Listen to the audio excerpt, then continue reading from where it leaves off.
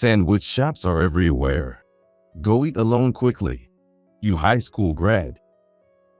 I had ordered lunch for 70 new employees for the company's induction ceremony, but the manager, a Harvard graduate, changed the order without permission, and mine didn't arrive. Then he said that to me.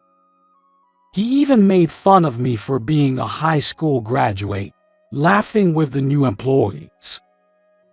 As my anger simmered inside me, I finally lost my cool and told the manager and the new employees something. My name is Rick. I'm a 43-year-old employee who recently joined a major company. Daddy, do your best at work. Have a good day, honey. Blessed with a wife and child who cheered me on as I left for work. I was working hard for my family. But one day a male version of a workplace bully showed up to disrupt my daily life. Is it true you're just a high school graduate? Why is a high school grad working here? Well, even if you ask me why. The manager, John, asked me that when he approached me. While I was puzzled, John glared at me as if demanding a quick answer.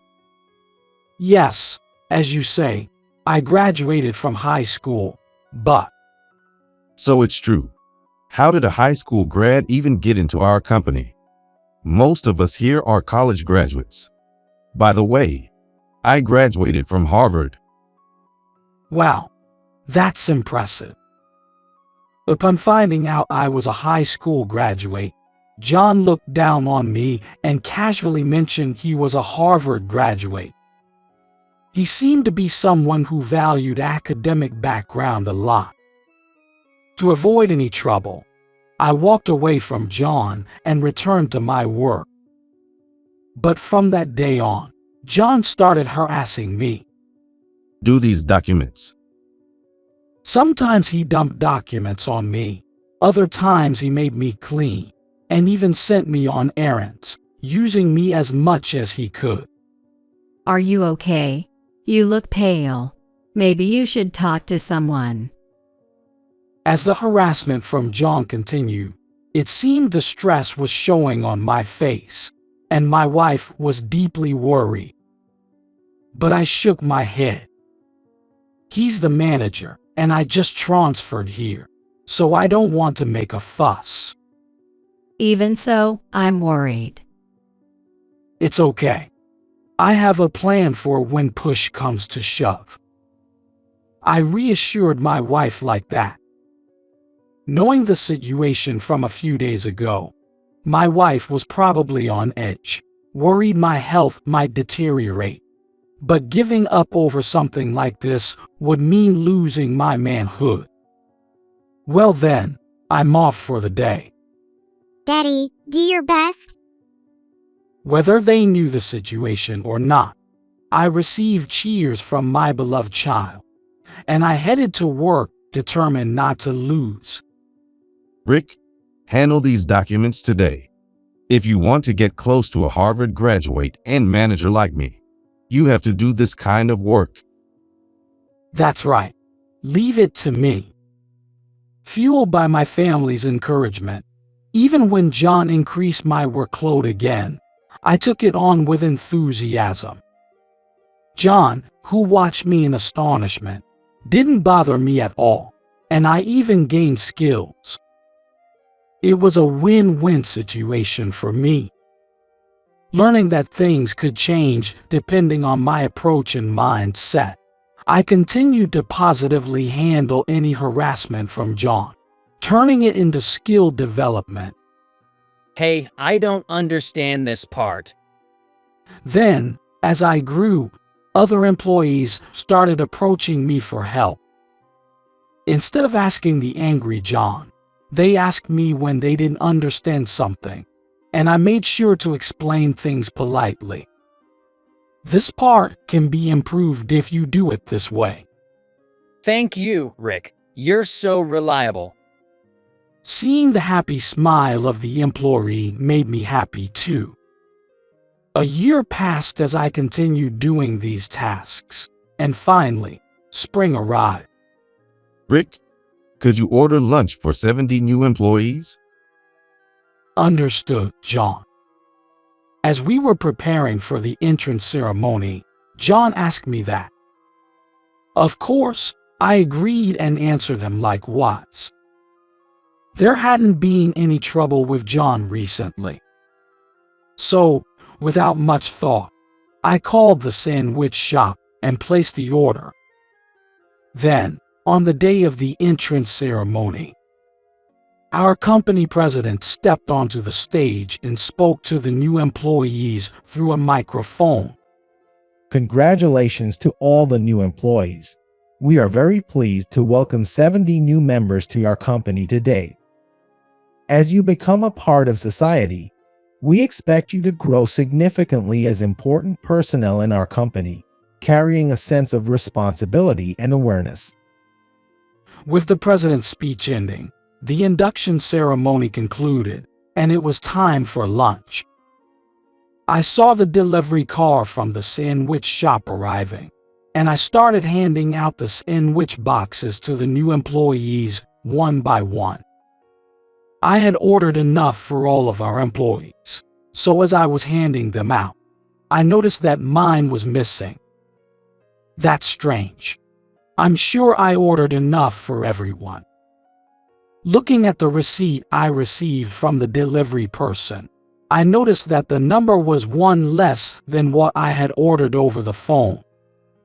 When I immediately asked the delivery person, they told me that there was a change made after my order. It was a call from your company's manager. He said there were too many sandwich boxes ordered, so he asked to reduce it by one. Didn't you know about this? Seeing my surprised reaction, the delivery person asked timidly. Coming to my senses, I told them it was fine, and the delivery person cheerfully greeted me and left. Holding the receipt, I went to see John, who was happily eating his sandwich surrounded by the new employees at a prepared table. John, can I have a word with you? I need to talk. What is it, Rick? Can't you see I'm meeting with the new employees? Read the room, will you? John smirked at me, having guessed the topic of my conversation. That really ticked me off. Looking around, the new employees, already aware of the situation, started snickering. Still, I wasn't intimidated and spoke up again. I didn't get my lunch. I definitely ordered enough, but the sandwich shop said the order was changed afterward. They said it was you who called. I was entrusted with the order, so I would like an explanation for the change. Suppressing my anger, I calmly conveyed this, but hearing it, John laughed at me even more. You figured it out quickly, didn't you, high school grad Rick? You wanted to look good in front of the new employees, but it backfired, didn't it? At that moment, John and the new employees burst out laughing. I had approached it as part of my job and never intended to show off. But it seemed I had fallen right into John's trap. Too bad for you. All the new employees are on my side. After all, they're all college graduates. There's not a single high school grad among them. They're all better than you. You're still stuck on academic background, huh? Of course. Even as I answered in a low tone, John replied confidently. Some of the employees here are high school grads like you, and they seem to understand you to some extent. But I won't be fooled. From the perspective of college grads, high school grads do crap work. It's a pity for the excellent college grads. John's biased view of prioritizing academic background showed no sign of stopping. That's why, as an interviewer, I didn't accept any high school grads and chose the excellent college grads here. They follow me properly, and they're all loyal and helpful, unlike someone with just a high school diploma. Despite not arguing with John and following him as an employee, I still seemed inferior to the college grads. Sandwich shops are everywhere. Go eat alone quickly, you high school grad. Bringing the topic back to the sandwich, John urged me to leave the room. At that point, I completely lost my cool. Fine. Then all of you, consider your job offers canceled. Huh? The new employees, unable to grasp my smiling words immediately, raised their voices in confusion. Their bewilderment made me chuckle. Looking at John, he wore the same dumbfounded expression. I wanted to burst out laughing, but I felt it was necessary to explain things to everyone, so I continued speaking. Didn't you hear me? For those of you who are a bit slow to understand, I'll say it again. I said I'm canceling the job offers of all the new employees here that John selected. How? What nonsense are you talking about? Have you lost your mind? You're just an employee. And a high school graduate at that. You can't do something like that. John started laughing again, joined by the new employees. Are you planning to report this to the president? Who do you think the president will believe? A mere employee or me, the manager? Of course, the president will believe the mere employee, John. Suddenly, the president appeared, and everyone turned to look at him. John and the employees were taken aback. President, why are you here? Did Rick call you? While everyone was stunned by the president's sudden appearance, John tried to ingratiate himself with the president. What he's saying is complete nonsense. You shouldn't trust him. If anything, you should fire him. The new employees here are troubled because of him.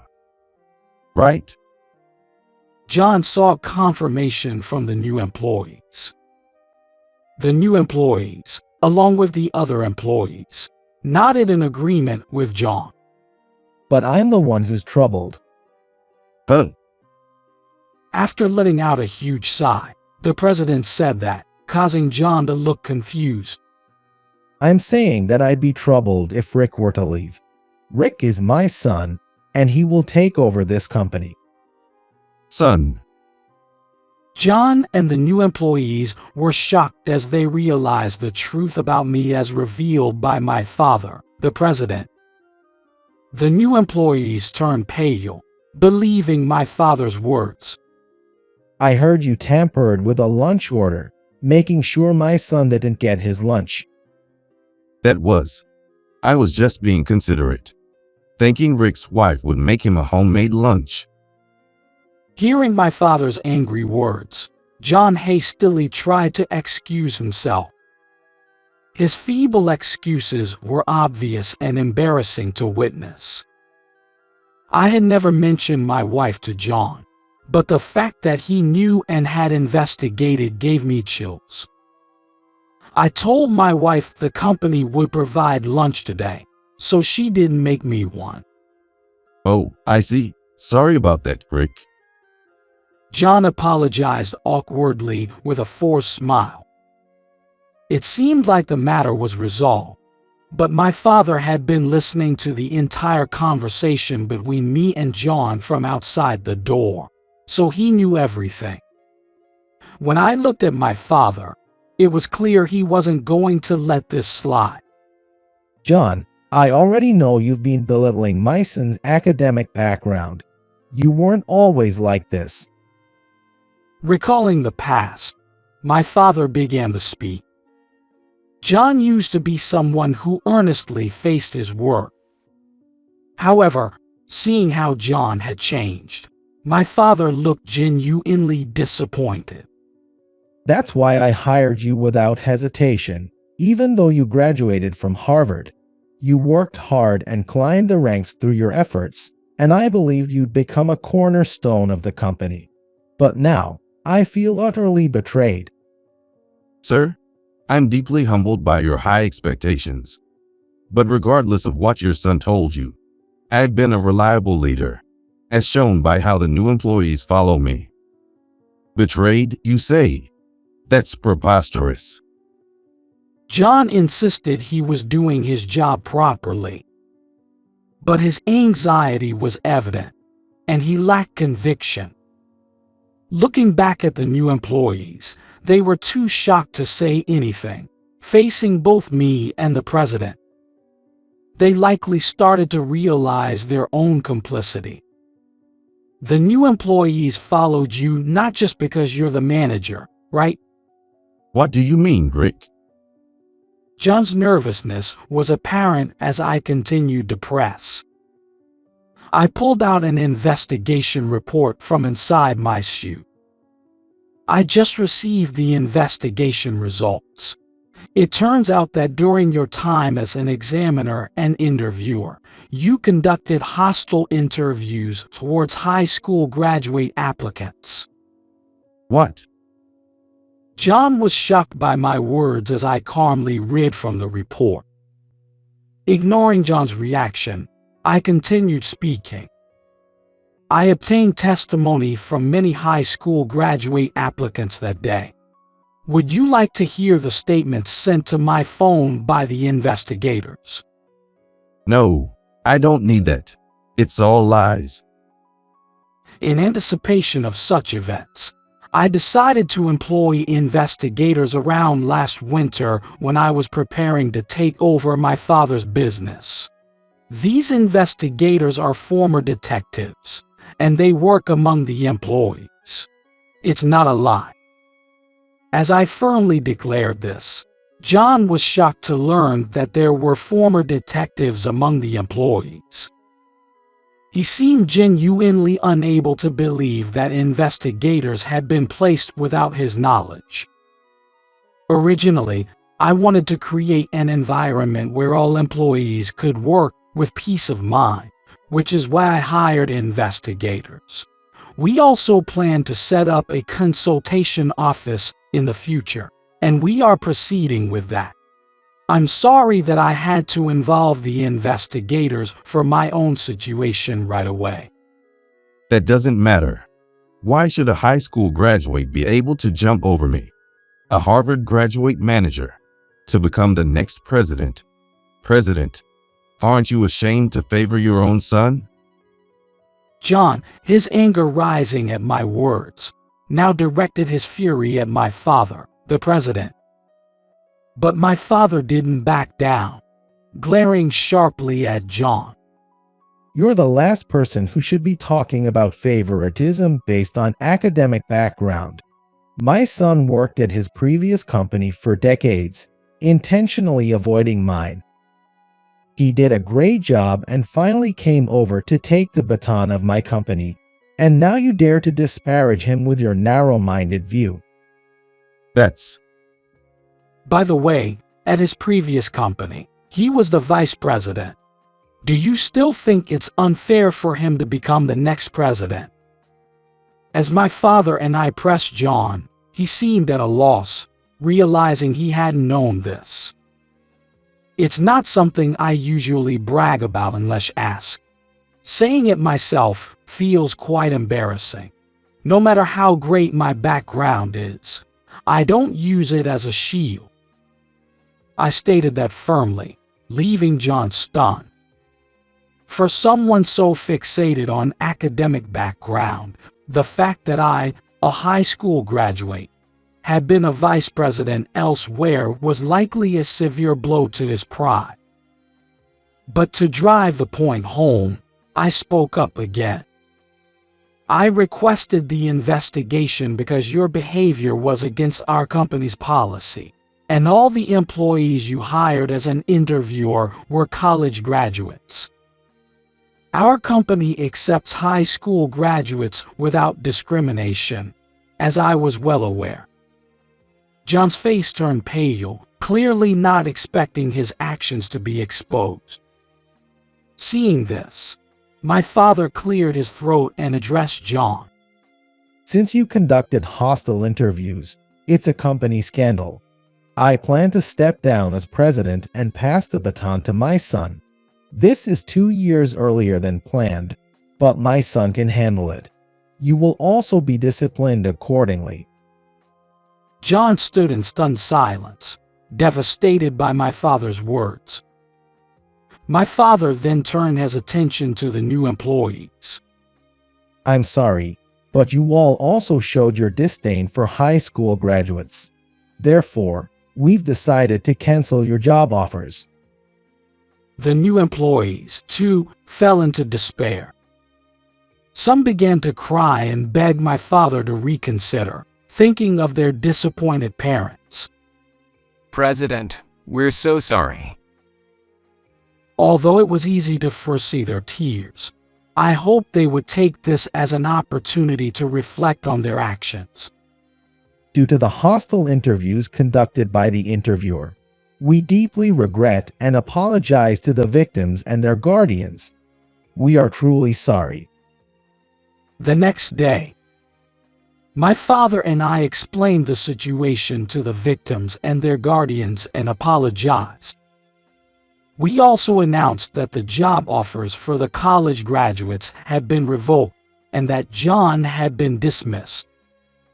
Angry parents yelled at us for the treatment of their children, but we apologized sincerely. Parents naturally want the best for their children. Since this affects their lives, it reinforced my determination to create a better company. Rick, I entrust the company to you. My father, looking exhausted, entrusted the company to me.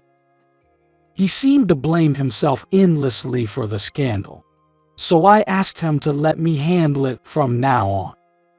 "I'll take care of Dad." "Thank you, Mom. Contact me if anything happens." With that, I left my parents' house. Fortunately, my mother was there to take care of things at my parents' house, which was a great help. My mother looked distressed seeing my father so exhausted, but she assured me she would take care of him, and I was deeply grateful for that. Meanwhile, John tried to find another job in the same industry but was completely blacklisted and had to take up a different line of work. He now works as a laborer at a construction site, doing hard physical labor, far removed from his previous role as a manager. For someone like John, who had grown complacent in his managerial position, physical labor might be the best way to rebuild his character. As for me, I successfully took over the company from my father, and when I revealed to the employees that I had joined to become the next president, they welcomed me warmly.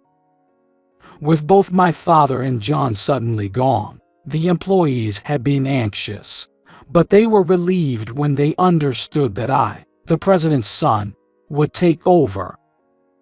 The cancellation of the job offers for the new employees was successfully carried out, and the company conducted new tests and interviews.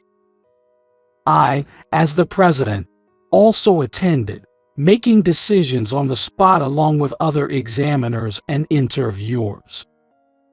A few months later, with the inclusion of the new hires, the company we rebuilt together surpassed its previous performance. We established a consultation office where employees could discuss any issues at any time. And as the president, I also listened and helped find solutions. The investigators continued their work without revealing their identities. Thanks to you, President Rick, I was able to reconcile with my supervisor. Thank you so much. Hearing direct thanks from an employee who had resolved a conflict made me happy. I wondered if things might have been different if I had talked to someone about my issues with John when I was still an employee. Thinking that I still had a long way to go as a president, I put the past behind me. The present reality, built by my efforts and those of the employees, is something that shouldn't be denied. With that in mind, I continued to strive for further development of the company as its president.